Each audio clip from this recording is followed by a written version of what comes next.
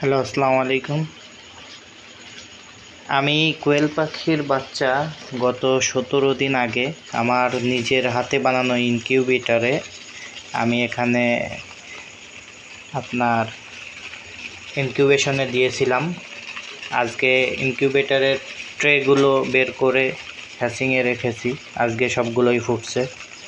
প্রায় 198 পিস বাচ্চা থেকে ডিম থেকে আর কি বাচ্চা পেয়েছি আমরা প্রায় 160টার মতো। সেখান থেকে 2টা একটু নর্মাল দেখা যাচ্ছে, বাদ বাকি সুস্থ আছে।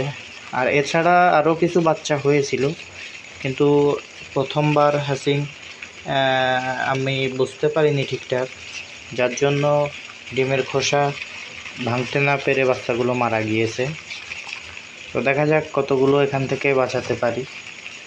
এখনও পর্যন্ত সুস্থ সবল দেখা যাচ্ছে। সবাই দোয়া করবেন। আসসালামু আলাইকুম।